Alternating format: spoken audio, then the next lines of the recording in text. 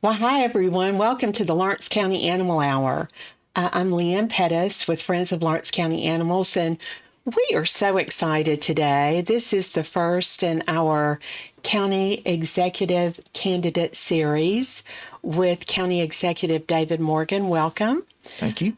We will also be having Shane Eaton to follow next Tuesday, and then the Tuesday after that, we will have Philip Heatherly. So we are thrilled that Lawrence County Animals will have a voice in this election. And as David had mentioned, we started out early, didn't we, David? Yeah, you all are coming out of the gate with it. But, election year in Lawrence County starts really at the fair. Yes. You kind of make your presence known at the Middle Tennessee District Fair. So, all three of us had a booth there. And I just want to say, before we get into all this, I've got the utmost respect for both of my opponents, worked with them over the last 4 years. Both of them have, been very, very hospitable and easy to work with, to get things done for Lawrence County. And it's been a privilege to work with them. And I wish them all the best in this thing. Of course, only one person can win, so I don't want to do anything to lose, but... and you've also worked with them closely regarding animals. Yeah, for sure. My first committee appointments, I put Shane Eaton over the Animal Welfare Committee, and he's done a great job with that. Been super proud of what we've been able to accomplish, and we'll get into that more as you start. Absolutely. So before we get started, and I think we've already started, but let me interject how much we appreciate our sponsors, Story and Lee, Hearing Services of Middle Tennessee, and also Lawrenceburg Eye Care. So, guys, our listeners out there, please, if you have appointments with them or you're going in to buy a sofa, please give them a big thank you for us, because they've really done a lot to make this happen.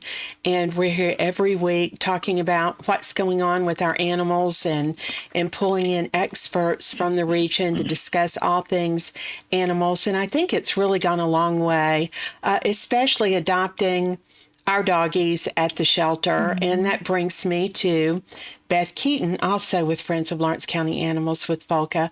Beth, can you talk a little bit about who we have, our other guests? We have Norbit today. Hey, Norbit. And Norbit has been at the shelter at least 2.5 years. We're not really sure why. Because Norbit can't find a family. Is a sweetheart. He is a very sweet dog. He's very calm, very mannerly. He walks well on a leash. He gets along with other dogs. He gets along with children. Norbit is, we think, about 4 years old. He's already been neutered. And he looks so young because his little teethies are still so white. His teeth are very bright. Norbit, of course, he's a mixed breed. Most every dog I would think at the shelter is a mixed breed. He's a Lawrence County original. But you can tell with Norbit, I really think about 90% of Norbit is a yellow lab.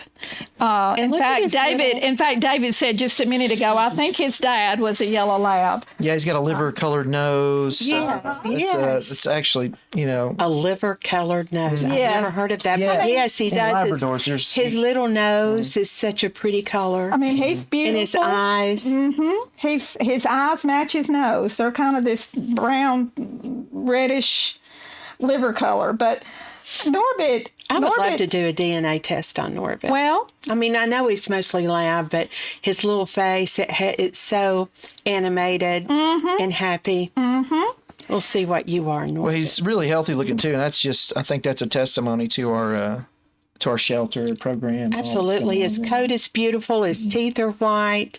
His eyes, he's just all excited about being here. And, he's so relaxed wherever he goes, if it's at an adoption event. Yes. Or has he been a guest of ours? He may have been a guest here before. I think he was one of the first ones. We did have him at Ace Hardware this past Saturday.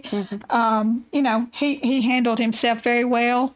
He's just such a good dog, and he needs somebody. And to be in the shelter for that long. Yes. And to still, and it also goes to the testament, again, like David was saying, of shelter director Ginger Morgan and her staff, because they really work with the dogs. And despite the fact that we have a lot of dogs there, We are overcrowded at this point. I will say, I think he's been disappointed that apple is not real. I think so too. And he hasn't found the duck on the other side yet. Oh, so- okay. Oh, well, he's got lab in him. You're watching. Well, maybe he will by the end.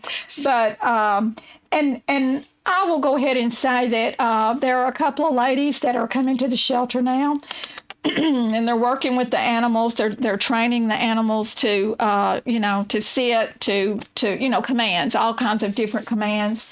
And that is helping so much because that really helps our dogs be more adoptable. Yes. But Norbit needs a home. And if you don't think you can adopt right now, I mean, if you think you could foster Norbit just needs out of the shelter. Yes. He needs some love and attention. But he's great. So if you are interested in fostering or adopting Norbit, please call the shelter. And Beth, do you know the shelter numbers? 931-244-0265. Again? 931-244-0265. Or they're located at 815. 815 Gaither. Thank you. My mind almost lost that. 815 Gaither Avenue in Lawrenceburg. And they're there 7 days a week. Yes. The dogs require 7 That's days right. a week attention. So they're, the staff is there 7 days a week. So tell me a little more about the fostering thing, because that's not something most people are familiar with. Well, you fill out an application, and you can take the dog home with you. And you can say, I only want to keep this dog a week, or I only want to keep this dog 2 weeks. It's up to you.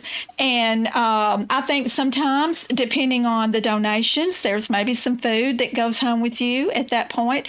If anything happens while you're fostering that dog, it needs a vet care, that's taken care of by the shelter. It's very little expense on your part. It's more or less just taking the dog home and loving on the dog. Just seeing if it'll work for you and your family too. You And then can. you can adopt the dog after You the can. foster period. If you want to adopt, you You can. can, but if they are willing to foster, we love our fosters. And We so do. we want them to Some people just foster various want them dogs till to- they get adopted out by Yes. someone else. Yeah. You can Oh, that's foster great. to adopt, or you can become, and we love fosters, and that means a special person who will take care of the dog until he is so happy when the dog finds his or her new home. Absolutely. And sometimes, that will also help us know more about the dog's personality. Around cats, Around perhaps? cats. Children? We get asked a lot about children. Actually, we get asked about chickens.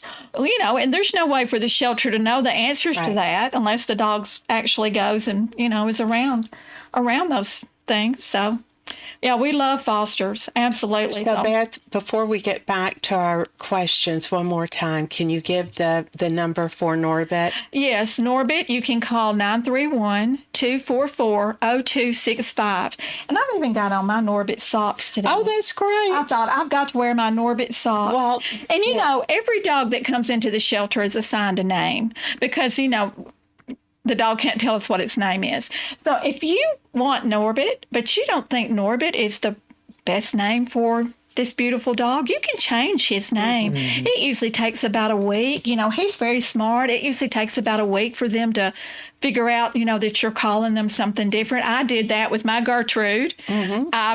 Oh, yes. Liked Lily Mae better, Lily so Mae. I changed her name. And it didn't take very long at all. Not at all. So if you don't like the name Norbit, don't let that keep you from adopting or fostering Norbit. That's great, Beth. Thanks a lot. So I mentioned earlier questions. We have a series of questions that we gave to you, David, in advance. We've given them to everyone who's going to be coming on for the next couple of weeks.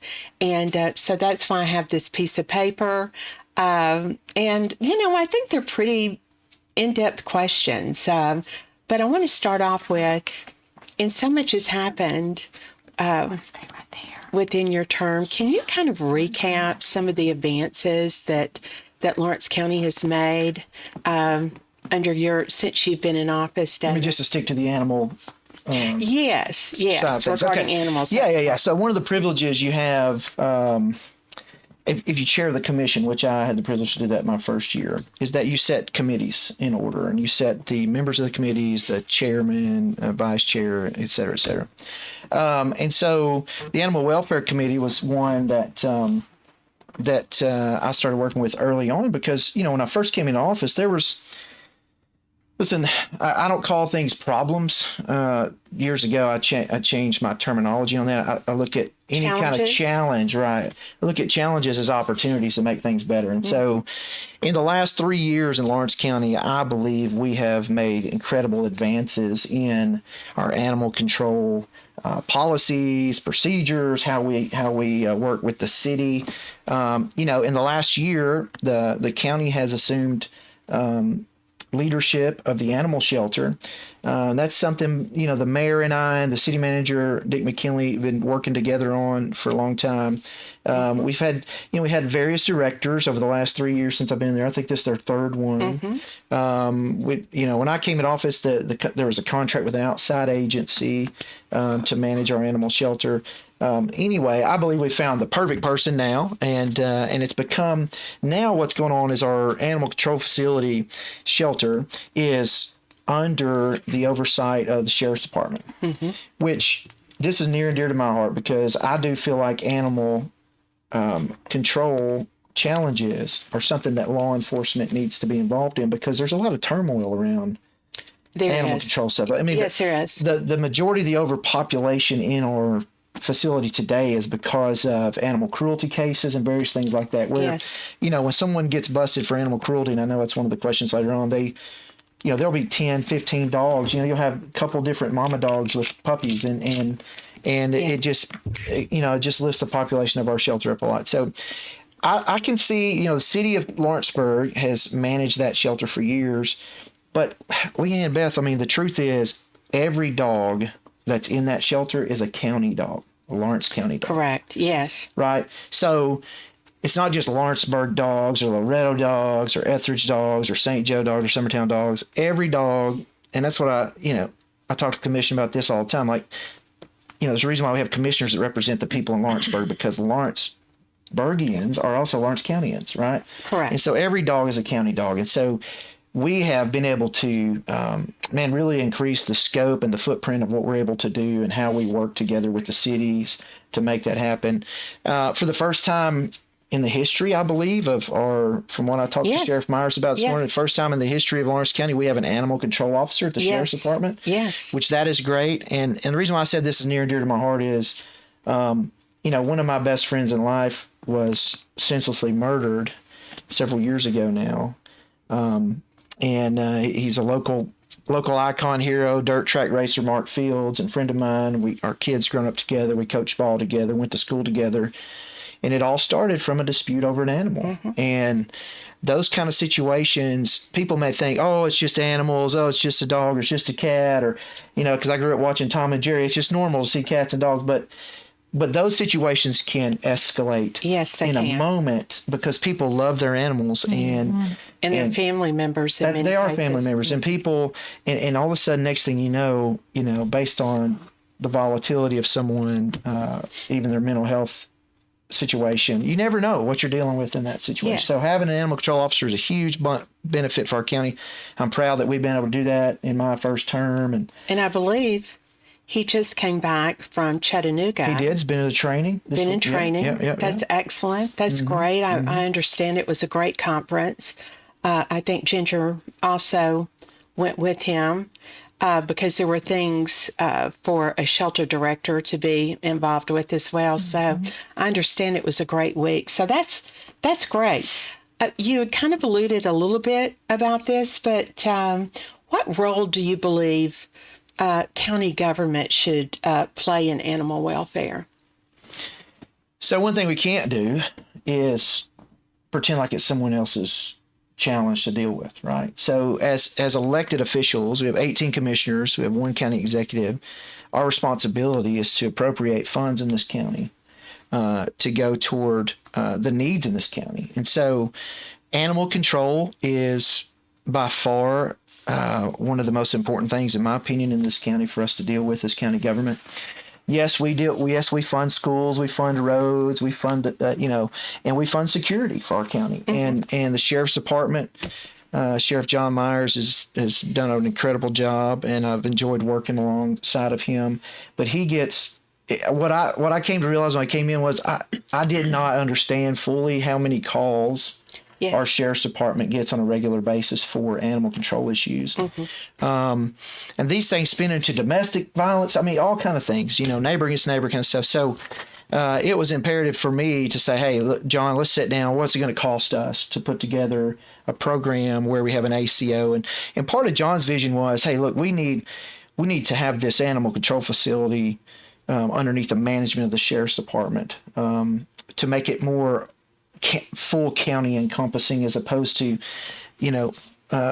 the way it was set up before. And look, the city has done an incredible job. They're still our partners 50-50 in this, financially. Yes, the they city. are. Yes, they I know are. Mayor Lay and the city council is committed to still partner with us. And there's talk about expansion in the future and whatnot. And as the county continues to grow, we have to address those challenges, and we have to look at those things and opportunities. But the best way to help us with animal control is for citizens in Lawrence County to adopt animals from our facility. And I want to encourage people to do that. Norbit, hopefully by the end of this radio hour, finds a home and finds somebody that's willing to take him. We can only hope. That would be wonderful. great. So it's so funny that you alluded to this, and Beth, because he's kind of going to my next question. Of course, government FOLCA feels should be, involved in animal welfare, because it goes to a highly effective society, a highly functioning society. I mean, you go into visited third world countries, and one of the first things you see are obviously governments or societies not being able to take care of their animals.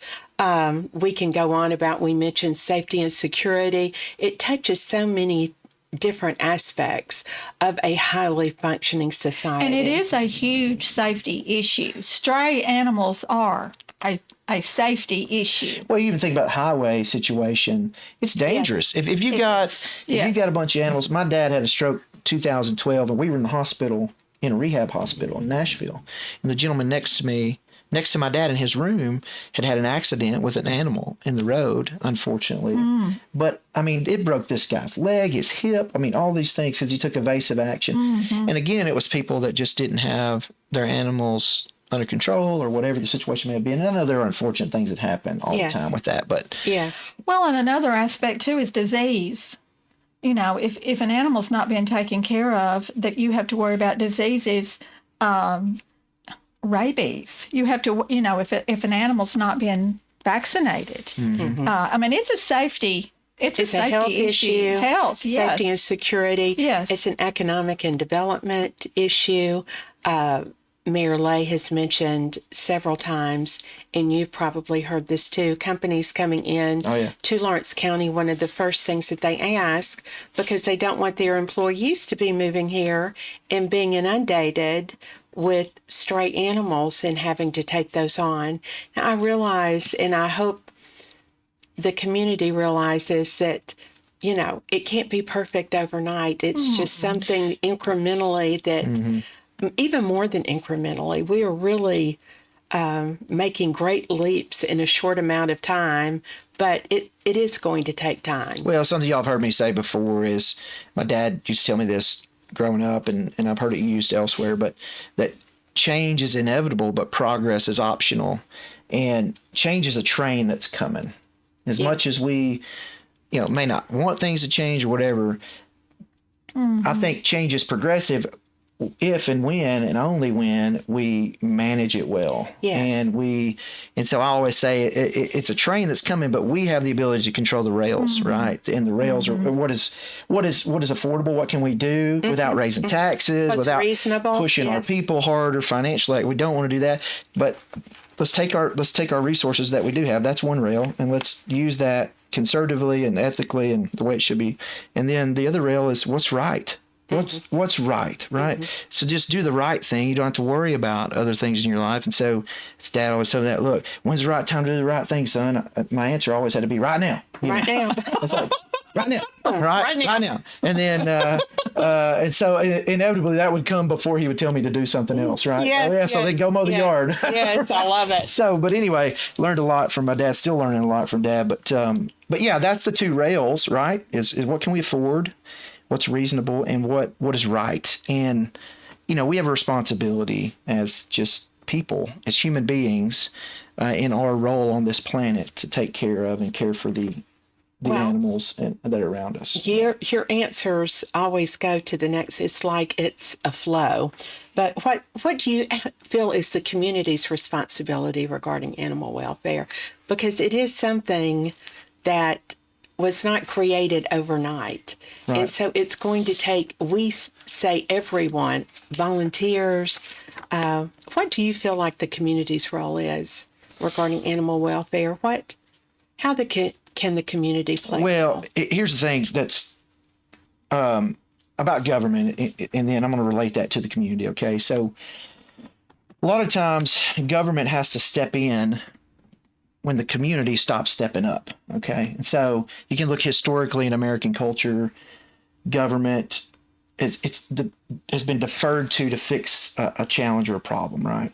Right. And so, but really the best place for any challenges or problems in a community to be dealt with and and handled is together in the community, and yes, through the people, right? And so you see that. I mean, I could go down a rabbit hole of talking about government policies and organizations and how government always is expanding, a lot of times because it has to take care of this problem and that problem.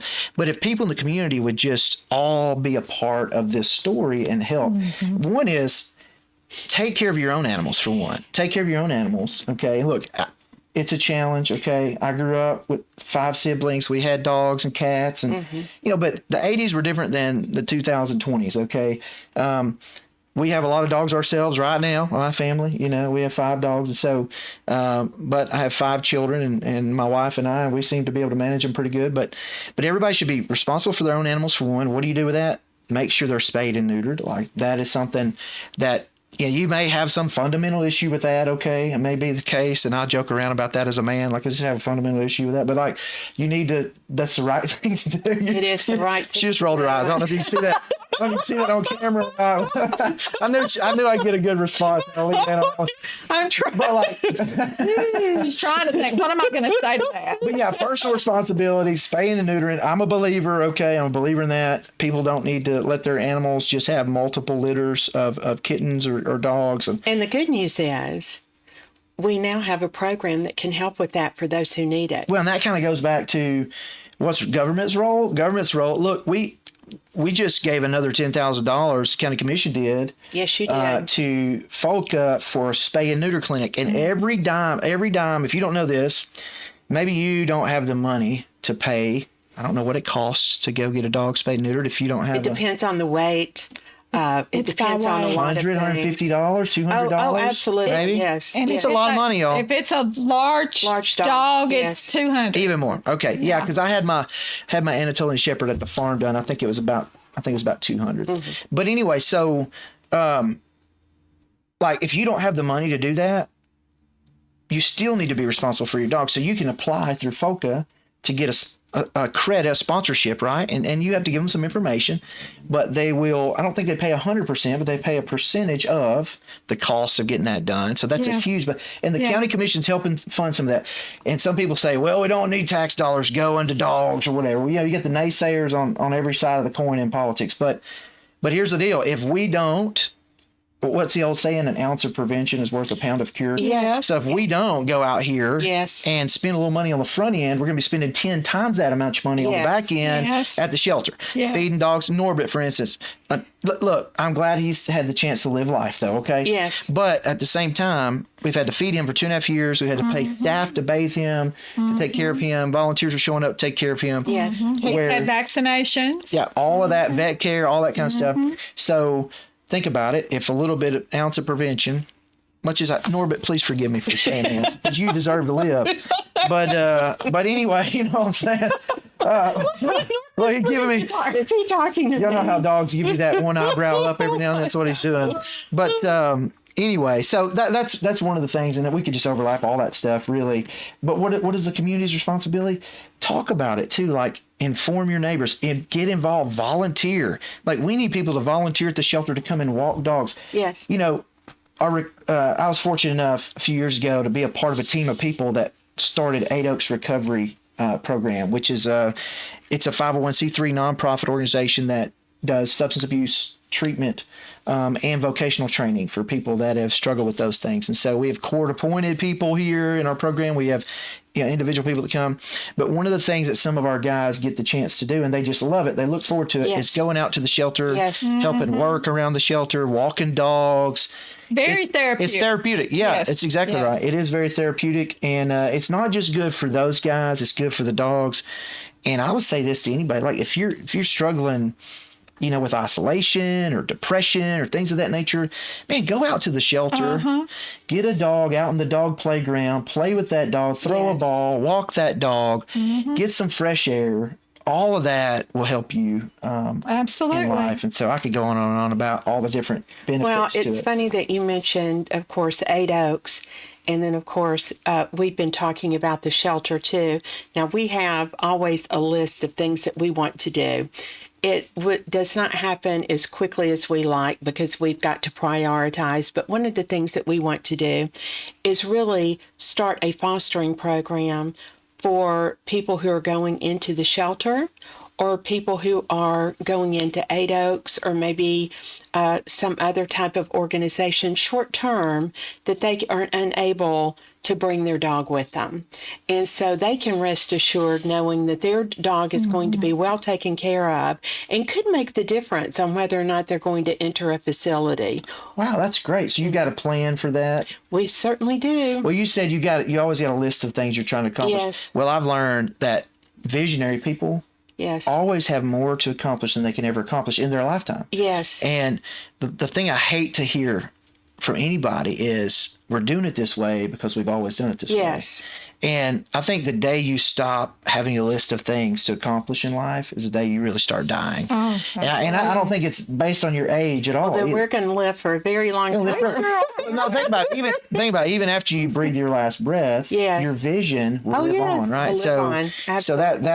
that's all part of it. So that's cool. So because I'll say this, we had one guy that came through Eight Oaks, did so well.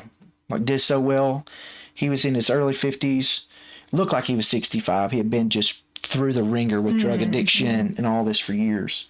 But he was one of our star guys early on at the beginning of our program. He had dogs, he had animals back in his hometown, Yes. and he worried about them all the time. Well, he had some people, we don't let them do a whole lot of communicating Yes. with whosoever, just their close family members when they're in the first 30 days, because that can be detrimental. But so after 30 days, he's communicating with some of his old people and they're like, oh, something happened to this dog or this dog. Nobody's taking care of this dog. And so he's worried about his dogs. And so he started going back on the weekends Yes. to take care of his dogs. We were fine with that. Okay, just be back for work on Monday and whatever. And unfortunately for him, he went back. He wasn't ready to go back into that environment Right. Yes. with those friends and With those those family friends. members, right? And over a series of weeks, next thing you know, he starts using again, and he is full blown into addiction again. And you know what? He's locked up now. And I don't know who's taking care of his dogs, but if there was a program like that, Yeah. Yes. then we could. It's great. That's a great idea. It's desperately needed here. Yeah. Yes. We've heard it from Karen with the women's shelter. Yes. That women have chosen big concern, not to get out of that situation in the home because of an animal. So that's why we brought you on, and that's why it's so important, because it's not just animals, the influence on humans and animals. I mean, we've been together for thousands of years and have played an interchangeable role in helping one another. And so that's not going to stop. And we're not asking for money today. No, but I want to add what you said. What do you want the community to do? Listen, you could donate to FOLCA. Absolutely. Please do that. You've got these Absolutely. partners Other businesses can get involved, and it doesn't. If everybody just pitches in something, it doesn't take a ton of money from any one entity or individual. I am of the mindset that you identify the need first. You identify that need, and if that need is truly needed, if it's strong enough, the money will come. But you never start with the money.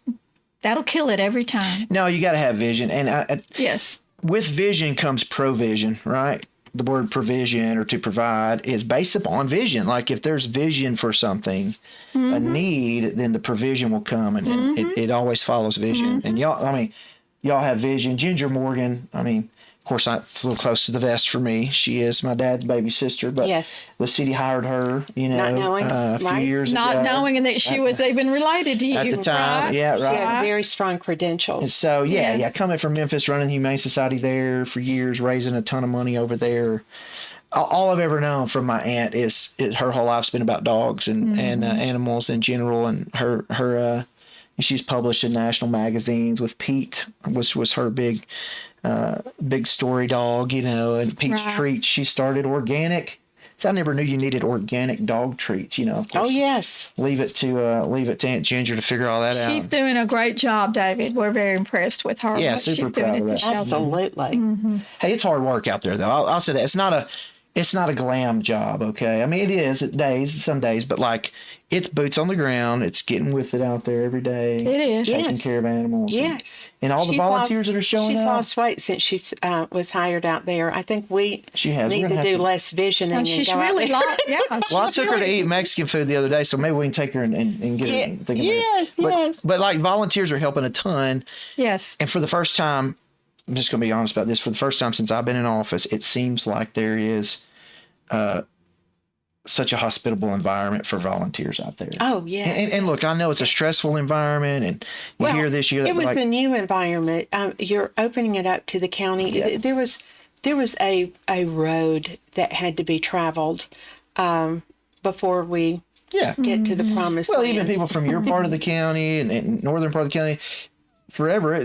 That's the Lawrenceburg Animal Facility. Correct. Right. So even Right. citizens from other parts of the county may not understand, but now it's a county facility. This whole county can get involved and help out. It's so funny. I'm going down the questions, and we've just already talked about quite a few of them. But there was one. Okay, I'm going down here. Yes. How can animal welfare be a part of Lawrence County and making Lawrence County a more welcoming and prosperous place for families and businesses? Well, one of the things I found out, I think you alluded to this a moment ago from the mayor told you this, city mayor. But, when families are considering moving here, starting a business here, moving their family business here. I was just at a networking meeting this morning with people that have moved in here from out of state. Yes. And moved their businesses here, right? And one of the things I learned that they actually do is they don't just come down the main drag in Lawrenceburg and just talk to the mayor or the county executive. They don't just go to these offices. They drive around this county. Yes. They say, hey, where are my kids? What back roads are my kids going to be cruising, on Friday night or Saturday or whatever? What is the culture around here? And so, if you see animal cruelty situations going on, and a lot of these people that move here are moving from, they're getting away from maybe places in the country where government was too heavy-handed, I would say, in certain areas. But they're also used to services. That's it. And so they may come here with this champion of this cause of, it's just a more individual liberty here and government's not overhanded. Right. But they also have just a built-in expectation that you're not going to see stray animals everywhere. You're not going to see people treating animals cruelly. And so what they have seen over the last 30, 40 years in their community, and they may take it for granted that it's that way everywhere else. Yes. So I think that helps. And so, and the same thing, as county executive, you're responsible for trash in this county too. Ultimately, every piece of trash that leaves this county to a landfill is through my office and through my, initiatives and my oversight. So at the end of the day, funding the animal control thing is through the commission and myself and the sheriff's department. And it's important. People want they want to come to a community that's well kept and taken care of, and they want to see animals that are taken care They're of. taken care of. Absolutely. We've even had farmers that have moved in and purchased a lot of land for a farm, and then were overwhelmed with the amount of strays, to the fact that we talked about this with the commission, that they started naming the dogs where they found them. Silo, for example, was a dog. And of course, this was before we had, any type of programs in place. So this is all really making a difference. What about Coop? Were any of them named Coop? I'm sure there were a few dogs getting in chicken coop. I'm sure. I'm sure. Probably. There's a lot of people, seriously, a lot of people move here to do the homesteading lifestyle. A ton of people that move here from out of state. And so they've got chicken runs and chicken coops and things like that. And you just don't need dogs. Everybody loves chicken. I don't blame the dogs for wanting Baby lambs. You need the right kind of dog. Lots of baby lambs. I love baby lambs. Yeah, That's right. Yeah. My little bottle lamb we had at the house, Vivian, a few months ago. How is Vivian? She's doing well. She and Everett, that's the other bottle lamb that came behind her. They're at the farm. They're doing fine. Good. But I couldn't let my golden doodle get around him because he was overexcited about the possibility of lamb chops. Oh, yes. And so we had to keep him. He just got to sit over there and salivate. Yes. Now, you have adopted a dog from the shelter, correct? We did, yeah. Mm-hmm. Do you want to talk a little We named him Ghost, okay? I don't really remember what his name was when we got him because when I saw him, Ghost came to mind. He was solid white with blue eyes. Oh, he's beautiful. And I don't remember what his name was either, but Ghost is a good name. Yeah, he moved to our farm. And how's he doing with he the worked animals? he works with the Anatolians out there. Oh, yeah, he had no issue with the animals at all. Okay. Yeah, He yeah. just Now, he was a little scared of the pigs at first because they're pretty big. Yeah, they are. And they Ghost oink is a and they, smart dog. Yeah, they grunt at you. So Yeah. he was a little scared of the pigs, but I was in there feeding the pigs one day and put him in there with us, and he eventually calmed down and got to playing with them and messing around. So Are you training? I'm getting off track here. Are you doing much with training with him, or is he learning from the other dogs? Yeah, I think it's just you learn by the company you keep for him. Just like kids, huh? That's right. That's why you got to be careful. So yeah, he hangs out with They do teach each two other. Anatolian shepherds. Yes. Yeah. Well, that's good. Yeah. That's good. That is great. I want to circle back to cruelty laws and the enforcement. Now, we plan on we haven't invited John yet, but the sheriff. Yeah, he doesn't know it yet, but we'll. And those that are running against the sheriff. That's going to be our next series. But can you speak a little bit about enforcing cruelty laws and your thoughts on it? I know, and maybe Beth, you can pitch in. Sometimes there seems to be some time, or it takes a little longer, or not because of the sheriff, but because of the whole.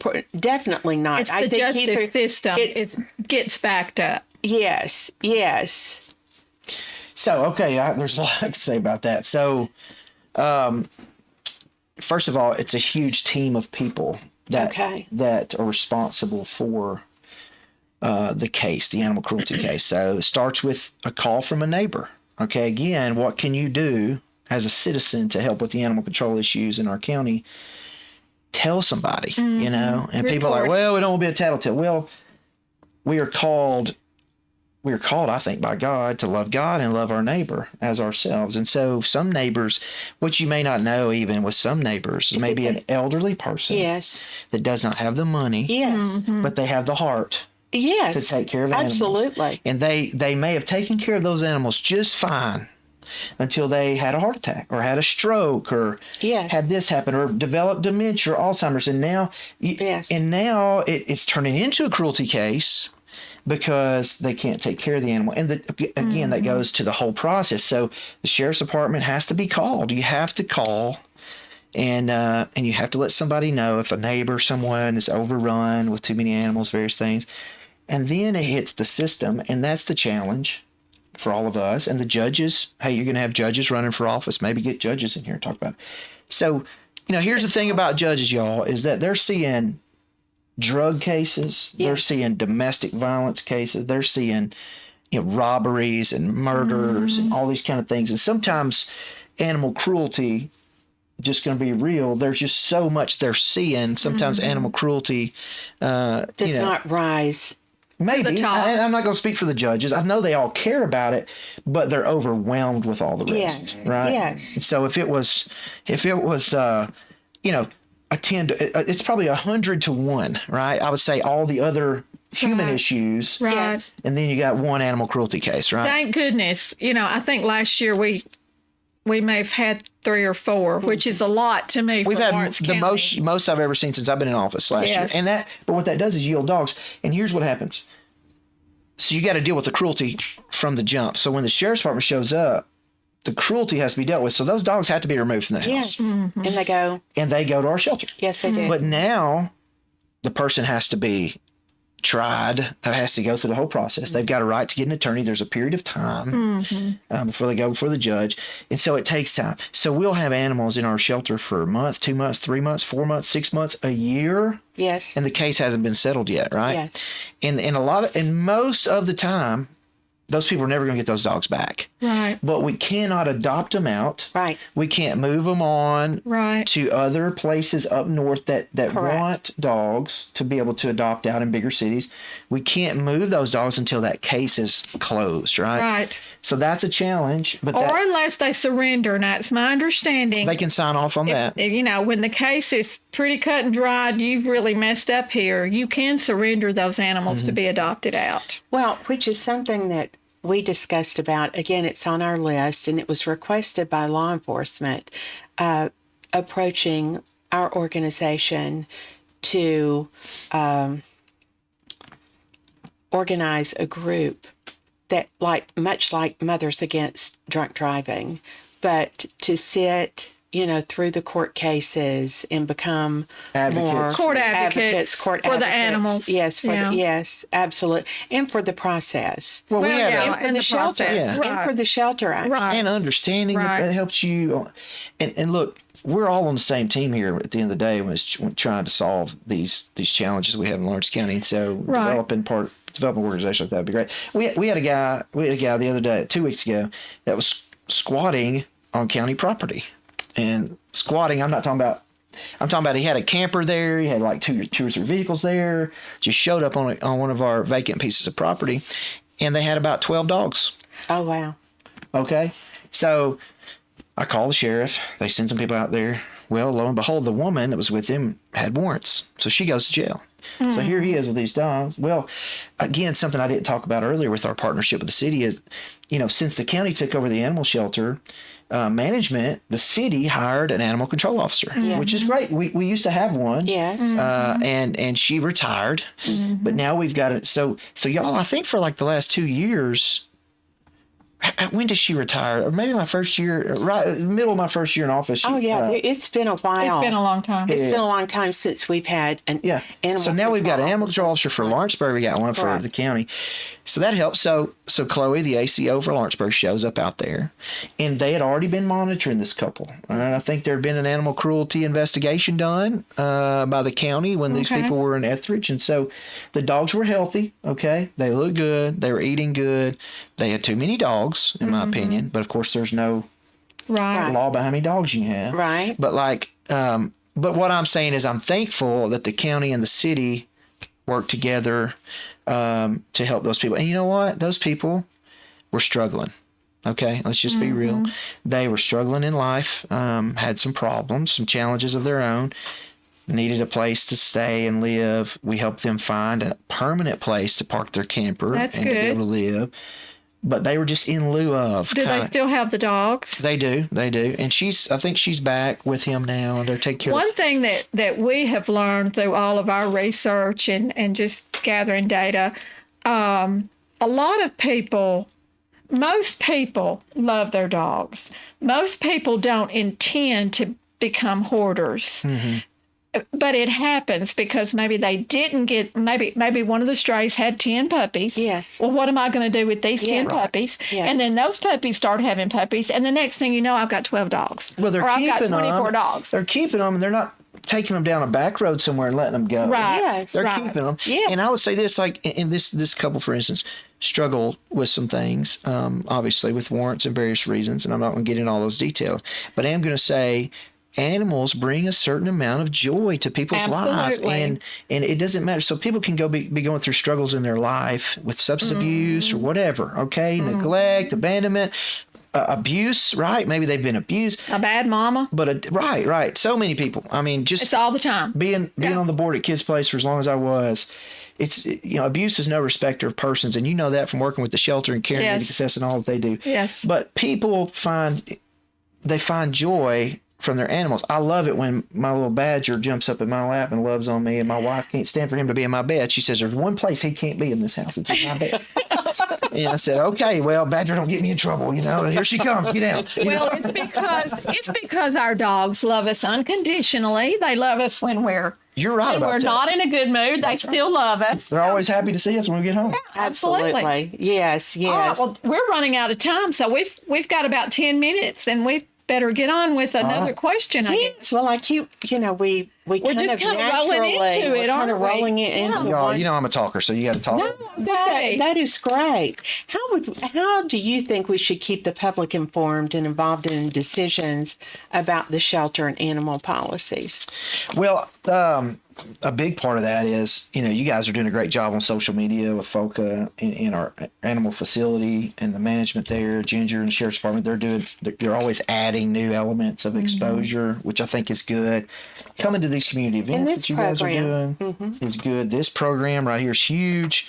What an outreach of people, not just in Lawrence County too. Yes. This is reaching people around this region of the state, so Yes. and northern Alabama, I guess too, right? Oh, absolutely. So Yes. I don't know. I'd have to ask Charlotte what the actual reach is.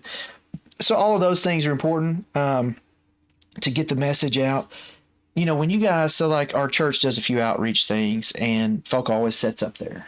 And part of the reason why we adopted Ghost was, I love animals for one, and I probably have a problem with that. I love animals too much, but I also want to set an example. We had about 400 people there that day for our church picnic. I want to set an example for our people. Like let's help be a part of the solution and not part of the problem. So I'm going to ask a question that's not on this, and we need to write it down so we can ask the other candidates. But I think that families are so busy now that a lot of them feel that it is harder to have an animal into their life. Travel teams, we've noticed, always at sporting events. It seems like families are more structured and more scheduled than they used to be. I know when I was growing up, when you were out in the yard making clover crowns and bracelets because there was little more nothing time else to do. imagining. Yeah, there was nothing else to do, and you did that with your animal. And we might want to talk about that because I think an animal, a pet, could fit in extremely well with very busy families. In fact, they're the ones that are, always I at wouldn't know home. anything about a busy family. Oh, no. Maybe you can speak to that. Okay, and I thought maybe you geared that question specifically for me, but yeah, there's no family that is more scheduled and more, I don't say busy, I don't like that word, productive than my family. So we are always on the go, Yes. always something on. All of our children play ball. They're involved in clubs at school, Beta Club, this club, that club, FCA. They're involved in church groups, at our church. They're just involved in everything. My children, we got 5 of them. Now, one is grown up and married and has her own place. Right. But here's the difference. There's a difference today than what it was when I was a kid when it comes to dogs. We didn't have crates for our dogs. Dogs weren't crate trained when I was a kid. Right. Our dogs just lived at our house. At right? your They house. lived outside. Like Right. the smaller dogs, we let them live inside. The ones at Cody's, unfortunately Right. hurt and that kind Right. of stuff. They lived inside. Pebbles and Bam Bam was a pair of Doxapoos is what they called them back then, or Weenie Doodles, I think is what you call them today. They were inside? They were inside dogs, Pebbles and Bam Bam. But like, we didn't have crate training and all that back then. No. So my grandparents, we'd take Pebbles and Bam. If we were going on vacation, they're going to Grandma and Grandpa's house or whoever's house. So, but today, we have crates at our house for our animals that that live in the house, and we have a dog run for our dog that lives outside. And so we That's a just good schedule point. that. We have feeders. We have people that come and help if we're gone. Right. You got to have a support network around you. But I've Yeah. always said this about my family anyway. It takes a village to raise Morgans. Right. So add a couple dogs to that. Dogs are way easier to deal with than kids. And Yes. I've tried to tell my wife this 1,000 times. Like, she gets fired up about dogs sometimes in the house, the messes that they occasionally make. And I'm like, baby, those dogs don't make anywhere close to the amount of messes that our kids make. Okay.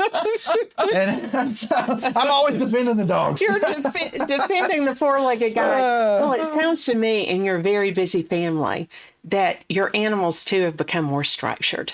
Yeah, and they're About fine that. with that. Yeah, They're fine in with that. fact, they love it. It's because not cruel to put a safety dog and in a kennel security. Right. for certain periods of time of the day. Right. It's Yes. not cruel. Right. Yes. While you're gone to the ball field. Right. Yeah. What is cruel is to let that dog run all over the place and end up getting himself hurt, or another bigger dog attack him, or something happen to Or it him, gets run over. or ran over. And unfortunately, I've seen, we've all seen those sad cases. So we've already talked about collaboration and transparency, and of course your partnership with the city, which is why I keep looking at this, finding points that we haven't already, talked about. Funding and sustainability. We talked about that earlier.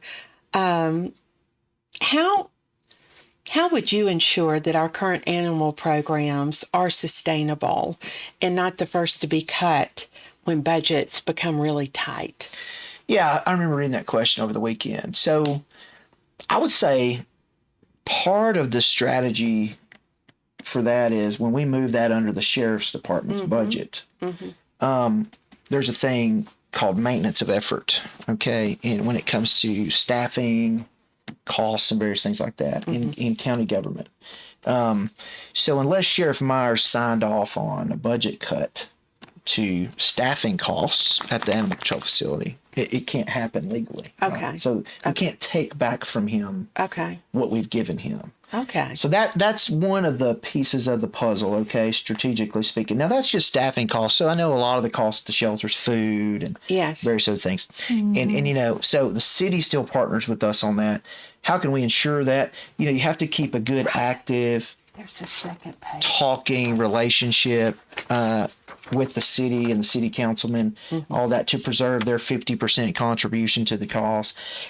I think part of the other thing about funding, government is not the solution to every problem, okay, or every challenge. It's not. And I think a lot of people may just think, well, government will take care of it. No, it's personal responsibility. It's community responsibility. I think the government's sake is we need to remain being fiscally responsible and conservative with taxpayer dollars, and make sure that there are organizations like FOLCA that are out here raising money. Like, we're all about helping an organization that's already out here doing the work, as opposed to government having to be the primary funding stream to accomplish the work. Well, which brings me to my next thing, and we're running really short on time. FOLCA is a solutions-based organization. We brag that we have a rocket scientist, and also we have someone who is a graduate of Six Sigma. So we really have professional people who care about the issues and formulate programs or efforts to try to address those. I just want to run very quickly some of the things that we're thinking about. That future solutions that we can partner with the county on. Get your thoughts. Reduce potential owner surrenders caused by no pet rental policies. Maybe recognize landlords who allow pets with a pet welcome certified seal. Provide guidance on pet deposits, cleanup, and insurance. We partner with the chamber, local realtors, and insurance agents. Your thoughts?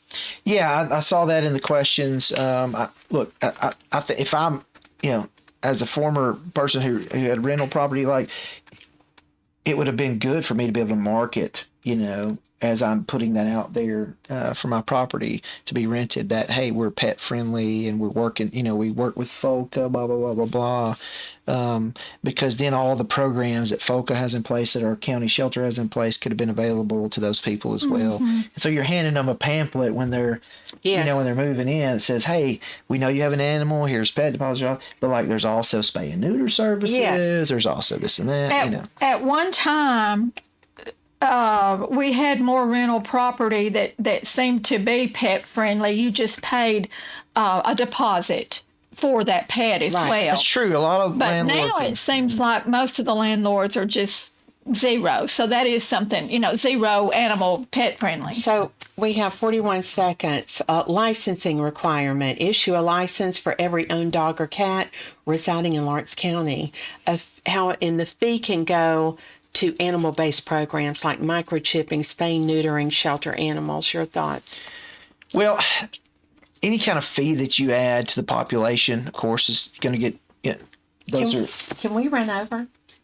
Can we run over? Go, David. All right.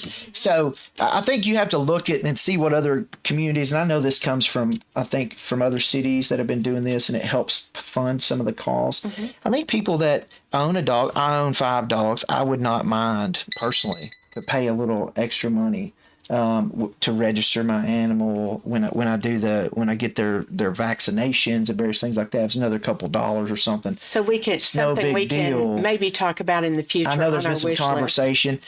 I'm not big on like adding fees and taxes of people, Right. but if you're going to own an animal and be responsible for that animal, I personally, as an animal owner myself, would have no issue, just personally, if that was the case in Lawrence County, to give to help go to offset some of the costs of the shelter. Yeah. We're also talking about matching senior pets with seniors in the area, like going to shelters. The volunteers will check in weekly to make sure that it's a good fit. Senior pets for senior adults. Yep. We want to partner with the Lawrenceburg and Loretta Senior Centers, St. Joe, Meals on Wheels, and churches. How do you think churches should fit in with the animal? I mean, there's so much I think that we can partner That's with an area untapped. churches. I think that's an untapped area of exposure, Yes, honestly, yes. for FOLCA, for animal control. So across the board. something to be discussed about in the future. Keeping pets home during financial hardship. We have a monthly distribution of pet food, flea prevention supplies at maybe existing food banks in the area. Maybe, the boxes around town. And also there are things that we want to do more in that effort to keep dogs and cats in homes. Keep pets in their home. Keeps pets in their homes. It's expensive. That's why I asked about the camper with the 12 dogs. If they, Well, they were very healthy, and you could tell they're feeding those dogs. So they were So we're going to end it by again, we want to thank our sponsors, Story and Lee, Hearing Services of Middle Tennessee, and also Lawrenceburg Eye Care. But we want to end it with this question: why should voters who care about animal welfare choose you? Oh, goodness. Here we go. It's campaign season, huh? Yep. We got to put it out there. Well, ladies, I think I'll just let my record speak for itself. Since I've been in office, there's not a conversation I wasn't willing to have. There's not a return phone call I wasn't willing to make for anyone that had concerns about animal welfare in this county. We have put together, and I'm not saying just me, as a county executive, I have the privilege of being a county-wide elected official. But me, along with the commission, have been able to put together some common sense ideas. And you know what? I'm so thankful that they have agreed with me, and not all of them, but the majority, and all it takes is a majority, agreed to put this under the sheriff's department, agreed to do some expansion to get an ACO. I think all of that is a sign of progress. And as a county executive, you get to initiate these ideas and programs. You get to have vision.